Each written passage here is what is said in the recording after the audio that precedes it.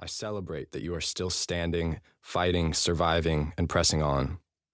My desire is to share in whatever you are facing, have faced, or will face soon through the words in this book. This is not something I wrote from me to you, standing on the other side of suffering, saying, keep your head up. It is a magnifying glass on a particularly excruciating chapter of my life, as well as a telescope that reflects who I am today. A truthful extension of my heart, mind, body, and soul right now, right alongside you. I am next to you, shoulder to shoulder, hand in hand, whether you are barely standing, crawling on your knees, or struggling to get out of bed. In many ways, this is not really a book at all. It is an invitation to share life's most miserable, challenging, and difficult experiences together. It's an honest glimpse into my personal suffering, yes, but it's also a tool that I hope you can use as you navigate through your own life. I hope that if you share some of these same emotions, you'll know you aren't alone. I hope this book helps you put words to your own suffering. I hope it forces you to confront the deepest and most honest parts of yourself, challenging you to bring those things to the Lord. Most of all, I hope it brings you closer to your Creator. For a long time, I hated my story. The challenges of what I was facing seemed unfair, and I felt ready to give up. I was at my breaking point when the Lord found me, saved me, and I began to write. Here's a glimpse of how this book came to be. In the fall of 2019, my senior year of college, I was playing in an NCAA Division I soccer playoff game. It was a cold and windy November night in New Jersey as our team took the field for a must-win game. I was hoping to pursue a professional soccer career after I graduated, but I didn't know if it was possible. We ended up losing the game with 10 seconds left on the clock. It was a devastating loss, and it made my future seem even more uncertain. 2 weeks later, I suddenly found myself in the emergency room. On the day after Thanksgiving, I was out to dinner with my family, my favorite people in the world.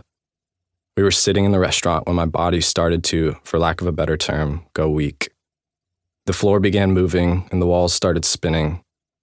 I excused myself to the restroom and splashed cold water on my face, then returned to the table and acted as if nothing was wrong. But it couldn't hide my maladies for long. My body began shutting down and I was quickly taken to the hospital. I was placed in a bed in a crowded hallway since there weren't any private rooms left. My condition became worse. My body felt like it was slipping in and out of consciousness, as if the lights were getting ready to turn off and never come back on again. In between tests and evaluations, I tried standing up from my hospital bed in hopes this might keep my systems alert. My head still felt like it was spinning, my body felt disconnected from my mind, and I thought I might die.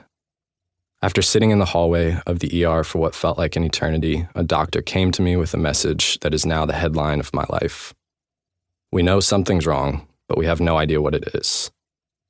My life turned upside down after that trip to the ER. I spent the following months unable to get out of bed. Each day since, I've battled a slew of disorienting, life-draining, highly complex symptoms that stem from severe neurological damage caused by multiple severe brain traumas, concussions from playing sports, and also an automobile accident, and a chronic autoimmune disease.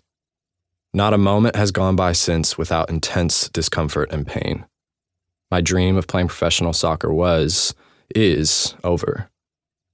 I was passed from doctor to doctor, diagnosis to diagnosis, each one different from the last. I had every scan, test, and lab the human body is capable of. I was drowning in depression, overwhelmed with emptiness, and paralyzed by anxiety. It felt like my life was ending.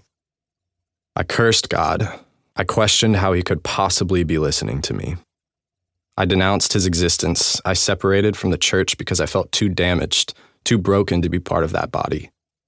I saw myself as unqualified to worship God because I was too angry, bitter, and lonely. The church seemed too perfect, too put together to want a burdened person like me.